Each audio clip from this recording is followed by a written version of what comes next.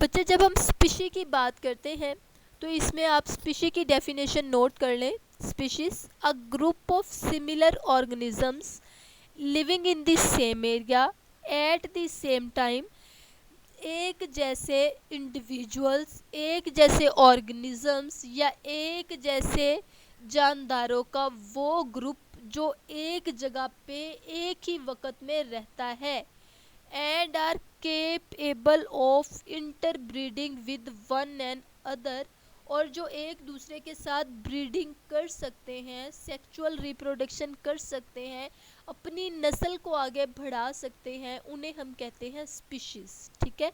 अब एक ही स्पीशीज के डिफरेंट जो हैं वो ग्रुप्स जो हैं वो आपस में इकट्ठे होते हैं तो वो बना देते हैं पॉपुलेशन लेवल।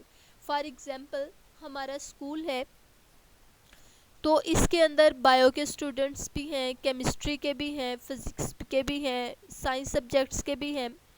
तो जब हम बात करते हैं पॉपुलेशन लेवल की तो बेटा जो हमारी बायो की क्लास है वो क्या है, वो बायो की पॉपुलेशन है। ठीक है। फिजिक्स की क्लास में जितने बच्चे होंगे वो फिजिक्स की पॉपुलेशन है। In the same time, for example, human population in Pakistan in 2010 comprises of 173.5 million individuals। अगर हम ह्यूमंस की बात करें तो पाकिस्तान के अंदर जो इंसानों की आबादी है 2010 के डाटा के मुताबिक बेटा वो कितनी थी, वो थी 173.5 मिलियन, 173.5 मिलियन इंडिविजुअल्स। ओके, ये हमारे पास हो गया पॉपुलेशन लेवल। अब पॉपुलेशंस आपस में मिलती हैं तो वो क्या बनाती हैं, वो एक कम्युनिटी बनाती हैं। फॉर एग्जांपल हमारी कम्युनिटी क्या है, हमारी कम्युनिटी के अंदर जो है वो डिफरेंट पॉपुलेशंस होती हैं, डिफरेंट लोग होती हैं। A community is an assemblage of different populations.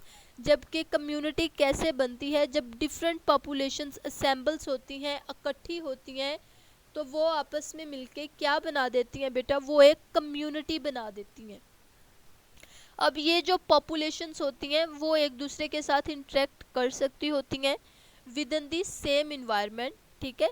वो एक ही जगह पे होती हैं, एक ही इन्वायरमेंट को फेस कर रही होती हैं।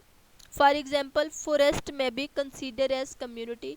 अगर हम जंगल की बात करें तो वहाँ पे बहुत ज़्यादा पॉपुलेशंस होंगी, वहाँ पे जो है वो फ्लावर्स के प्लांट्स भी होते हैं, वहीं पे जो है वो आपको कैक्टस वगैरह जैसे यानी कि जो आपको स्पाइंस वाले ट्रीज़ हैं या प्लांट्स हैं यानी कि खारदार झाड़ियाँ भी मिलेंगी, वहीं आपको वेजिटेबल्स वाले ट्रीज़ भी मिल जाएंगे, वहीं आपको फ्रूट्स वाले ट्रीज़ भी मिलेंगे।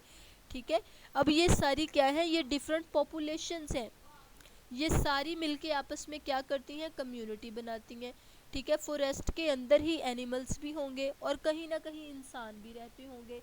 वहीं पे जो है वो पॉन्ड के अंदर या जो वहाँ पे कोई भी नदी वगैरह होगी, डेफिनेटली फॉरेस्ट जो है उसके अंदर पानी बहुत ज़्यादा ज़रूरी होता है, पानी के बगैर फॉरेस्ट नहीं हो सकता। तो फॉरेस्ट के अंदर डेफिनेटली कोई ना कोई पानी का सिस्टम, कोई नदी, कोई नाला, कोई दरिया जो है वो प्रेजेंट होगा। और अब उस पानी के अंदर जो है वहाँ पे जो है वो वाटर एनिमल्स भी प्रेजेंट होंगे।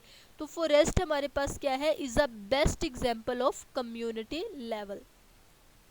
अब कम्युनिटीज़ बेटा दो तरह की होती हैं, एक होती है सिंपल कम्युनिटी, एक होती है कम्प्लेक्स कम्युनिटी। वो कम्युनिटी जो बहुत ज़्यादा छोटी होती है, जिस पे इन्वायरमेंट का इफ़ेक्ट जो होता है वो बहुत ज़्यादा होता है, उसे हम कहते हैं सिंपल कम्युनिटी। सिंपल कम्युनिटी के ऊपर इन्वायरमेंट का जो इफ़ेक्ट है या इन्वायरमेंटल डिज़ास्टर्स हैं उनका इफ़ेक्ट बहुत ज़्यादा होगा, क्योंकि जैसे ही सैलाब वगैरह आएगा तो वो कम्युनिटी जो है वो उसके अंदर बह जाएगी। अगर आग लग जाती है और वो बहुत छोटी कम्युनिटी है तो भी उसे नुकसान ज़्यादा होगा। ठीक है। कॉम्प्लेक्स कम्युनिटी जो है वो स्ट्रोंगर होती है, ज़्यादा कॉम्प्लेक्स होती है, उसके ऊपर जो इन्वायरमेंट का इफ़ेक्ट होता है वो होता तो है लेकिन बहुत ज़्यादा कम होता है, और उसका नुकसान भी जो होता है वो कम होता है। ओके बेटा, ये हमारे पास हो गया कम्युनिटी लेवल।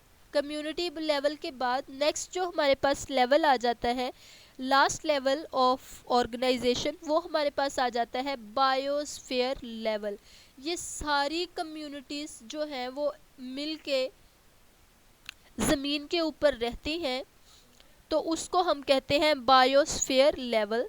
अगर हम इसे डिफाइन कर लें बेटा, the part of earth inhibited by the organisms communities is known as biosphere.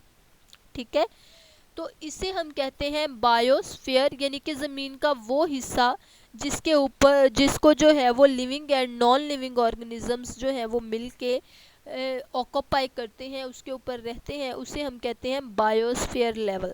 ठीक है, it constitute all ecosystems and also called zone of life on earth. Ecosystem क्या होता है? इकोसिस्टम के अंदर लिविंग एंड नॉन लिविंग दोनों चीज़ें आ जाएंगी, बायोस्फीयर के अंदर सिर्फ लिविंग ऑर्गेनिजम्स आएंगे। ठीक है, अब जो इकोसिस्टम होता है उसको, जो उसका वो हिस्सा जिसके ऊपर लिविंग ऑर्गेनिजम्स रहते हैं, उसे हम कहते हैं बायोस्फीयर। और बायोस्फीयर का बच्चे हमारे पास दूसरा नाम क्या है? Zone of life on earth. Okay जी, यहाँ तक था हमारा आज का लेक्चर। इसको हम जो है वो एक दफ़ा फिर से रिपीट कर लेते हैं कि हमने आज के लेक्चर में क्या क्या पढ़ा। आज के लेक्चर में बेटा हमने पढ़े लेवल्स ऑफ ऑर्गेनाइजेशन। इनको आपने जो है वो स्टेप बाय स्टेप याद रखना है। ठीक है, जब हम लेवल्स ऑफ ऑर्गेनाइजेशन की बात करते हैं तो सबसे पहले हमारे पास जो है वो क्या आ जाता है? हमारे पास आ जाता है सब एटॉमिक एंड एटॉमिक लेवल। ठीक है, यानी कि इसके अंदर एलिमेंट्स जो हैं वो मिलके क्या बनाते हैं? एटम बनाते हैं। एटम के अंदर सब एटॉमिक पार्टिकल्स होते हैं। ठीक है, अब वो जो एटॉमिक एंड सब एटॉमिक लेवल है उसका काम क्या है? वो आगे फर्दर जाएगा हमारे पास, वो हमारे पास आ जाएगा मोलिक्यूलर लेवल। जो है एलिमेंट्स आपस में मिलके मोलिक्यूल्स बनाएंगे। मोलिक्यूल्स के अंदर हमारे पास बायोमोलिक्यूल्स आ जाएंगे। अब बायोमोलिक्यूल्स जो हैं वो आगे क्या बना देंगे हमारे पास? वो सेल्स बना देंगे। ठीक है, मोलिक्यूलर लेवल के बाद हमारे पास आ जाएगा organelle and cell level. Organelles जो है वो मिलके सेल बनाएंगी, सेल्स आपस में मिलके टिश्यूज बना देंगे।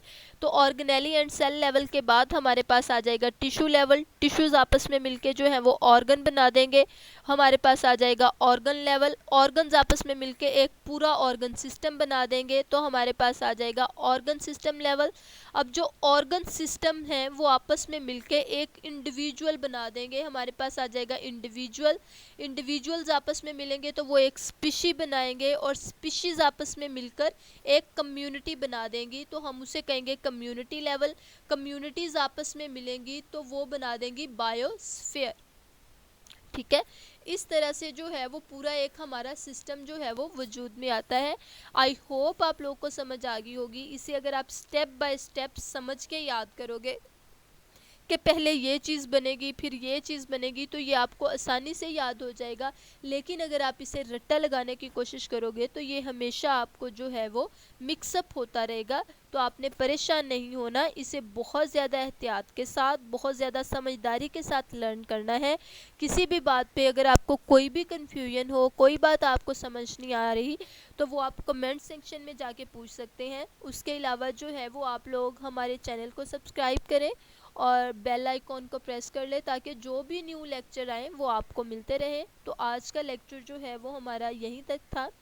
इंशाल्लाह नेक्स्ट लेक्चर में हम हमारा नेक्स्ट चैप्टर, जो सेकंड चैप्टर है biological methods, how to solve a problem by biological methods, वो स्टार्ट करेंगे। तब तक के लिए wish you best of luck. अल्लाह हाफिज़।